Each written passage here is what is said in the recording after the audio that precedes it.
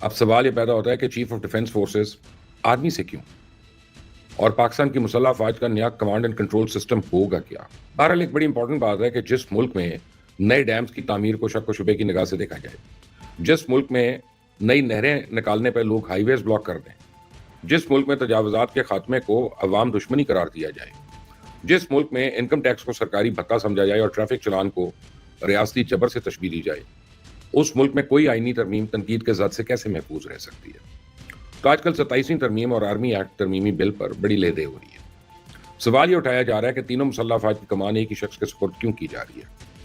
اعتراض اس بات پر ہے کہ جب جنگ جیتنے پر آرمی چیف کو تاحیات فیلڈ مارشل کا عہدہ دے دیا گیا، تب انہیں چیف آف ڈیفنس فورسز کا عہدہ دینے کی کیا ضرورت ہے؟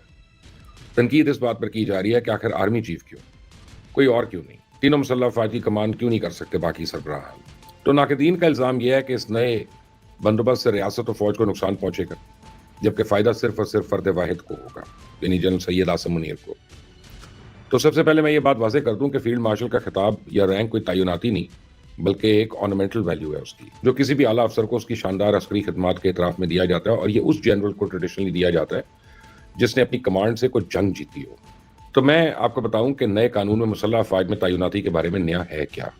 جہاں تک بات ہے طریقہ کار کی، تو اس میں کسی قسم کی کوئی تبدیلی نہیں آئی ہے۔ آرمی، نیوی اور ایئر فورس کے سربراہان کا تقرر پرانے طریقہ کار کے مطابق ہی ہوگا، یعنی آئندہ بھی وزیر اعظم کی ایڈوائس پر ہی تینوں مسلح افواج کے سربراہان کو مقرر کیا جائے گا۔ تو نئی ترمیم کے تحت چیف آف آرمی اسٹاف اب چیف آف ڈیفنس فورسز بھی ہوں گے۔ سی ڈی ایف سی کی حیثیت سے وہ وزیر اعظم کی مشاورت سے نیشنل اسٹریٹجک کمانڈ کے سربراہ کا تقرر کر سکیں گے۔ اب یہ بھی واضح رہے کہ نیشنل اسٹریٹجک کمانڈ چونکہ ایٹامک اور میزائل پروگرام کو ڈیل کرتی ہے، اس لیے اس سربراہ کا تعلق بھی آرمی سے ہی ہوگا۔ نئی ترمیم کے تحت حکومت مسلح افواج سے تعلق رکھنے والے افراد کو field marshal, martial of air force and admiral of flat کے عہدے پہ ترقی دے سکے گی۔ فیلڈ مارشل کا رینک و مراد تاحیات ہوں گے، یعنی فیلڈ مارشل تاحیات فیلڈ مارشل ہی ہوں گے، اور نئی ترمیم میں اس عہدے اور خطاب کو آئینی تحفظ دیا گیا۔ اب چونکہ فیلڈ مارشل کا عہدہ قومی ہیروز کو دیا جائے گا، اس لیے وزیر اعظم اس عہدے کو واپس نہیں لے سکتے، بلکہ صرف پارلیمان ہی ان کا مواخذہ کر سکتی ہے۔ تو ناقدین کی جانب سے ایک سوال یہ بھی اٹھایا جا رہا ہے کہ جب joint chief of staff committee کا عہدہ موجود تھا، تو پھر air chief of defence forces کا عہدہ متعارف کرانے کی کیا ضرورت تھی؟ تو یہ اعتراض اٹھانے والوں کو شاید اس بات کا پتہ نہیں ہے کہ chairman joint chief of staff committee کا عہدہ ایک قسم کا، آپ سمجھیں، اس کی آرنامنٹل ویلیو ہے۔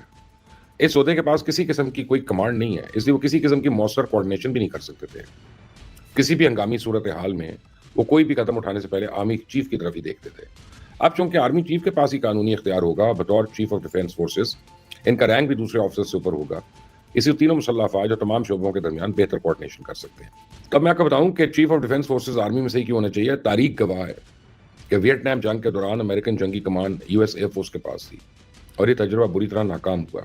اس کا نتیجہ یہ نکلا کہ 58,000 سے زیادہ امریکی فوجی ویٹنام میں مارے گئے، اور اس شرمناک شکست سے باقی ممالک نے سبق سیکھا کہ جنگ میں کمان زمینی فوج کے پاس ہونی چاہیے، اور باقی افواج زمینی فوج کی ہدایات کے مطابق آپریشنز میں حصہ لیں گی، کیونکہ زمینی فوج ہی وہ فورس ہے جو جنگ کے آغاز سے اختتام تک میدان میں، جنگوں میں، پہاڑوں میں، غاروں میں، گوریلا وار اور روایتی جنگ یہ سب لڑتی ہے۔ فضائیہ اور بحریہ بہت اہم ہے اور مخصوص اہداف میں محدود وقت کے لیے کارروائی کرتی ہیں، اور وہ اہداف بھی زمینی افواج ہی ان کو دیتی ہیں۔ زمین پہ موجود تمام اہداف اور مشکلات آرمی کی قیادت کو ازبر ہوتے ہیں، اور ان کے بارے میں انٹیلیجنس معلومات بھی زمینی فوج کے پاس ہی ہوتی ہیں۔ آپ دیکھیں اس وقت رشیا کی یوکرین کے ساتھ جنگ جاری ہے، اور رشیا کی جنگی کمان زمینی فوج کے پاس ہے۔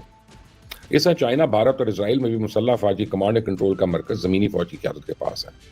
پاکستان کی چاروں طرف زمینی سرحدیں ہیں، بحریہ صرف جنوب میں، اور فضائیہ کی کارروائی بھی زمینی فوج کی طرف سے دیے گئے اہداف تک ہی ہوتی ہے۔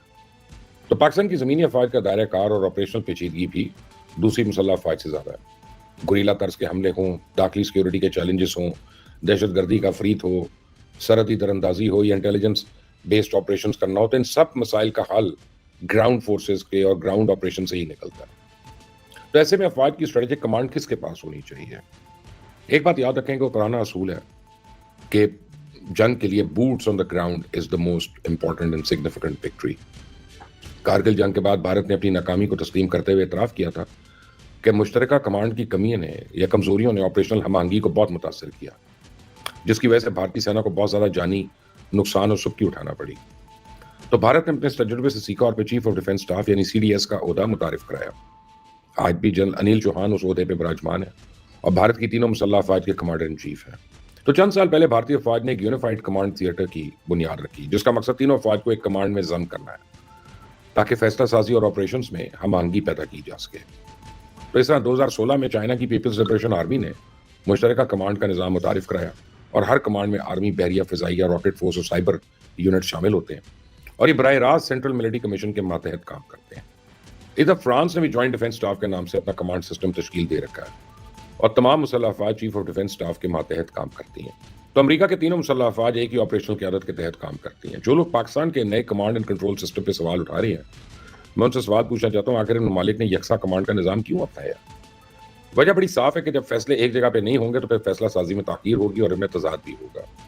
اگر بری، بحری اور فضائی قوتیں الگ الگ فیصلے کرتی ہیں تو اس میں نہ صرف رد عمل میں یعنی ری ایکشن میں ڈیلے ہوگی بلکہ حکمت عملی میں بھی کوئی نہ کوئی ویکیوم رہ سکتا ہے. تو پاکستان اس وقت ایک مکمل ملٹی ڈومین وار کا سامنا کر رہا ہے. اسے روایتی جنگ کے علاوہ ہائیبرڈ، سائبر حملے اور دہشت گردی جیسے چیلنجز کا بھی سامنا ہے. پاکستان کی مسلح افواج صرف بارڈرز پہ نہیں بلکہ ہر صوبے میں بیرونی پراکسی سے بھی لڑ رہی ہے اور اس ملٹی ڈومین وار کا تقاضا ہے کہ پاکستان باقی ممالک کی طرح فوج میں قانونی اور آئینی ڈھانچے میں تبدیلی لائی جائے تاکہ زمینی، فضائی، بحری، سائبر وار، اسپیس وار، ہائیبرڈ تھریٹس، ان سب سے نمٹنے کے لیے مسلح افواج کے تمام عناصر کو ایک مربوط اور ہم آہنگ انداز میں استعمال کیا جا سکے. میں دیکھ رہا ہوں کہ نئی ترمیم کا مسودہ دیکھتے ہی دفاعی تجزیہ کار جو ہے وہ کھجوروں کی طرح اگ گئے ہیں اور بھانت بھانت کی بولیاں بول رہے ہیں اور مجھے لگتا ہے کہ علم کے بغیر کسی بھی مدعے پہ رائے دینا نہ صرف قومی سلامتی کے بیانیے کو کمزور کرتا ہے بلکہ دشمنوں کے بیانیے کو تقویت دیتا ہے. جنگی حکمت عملی پہ بحث کرنے سے پہلے میدان جنگ کی حرکیات، جغرافی اور تاریخ کا مطالعہ ضروری ہے.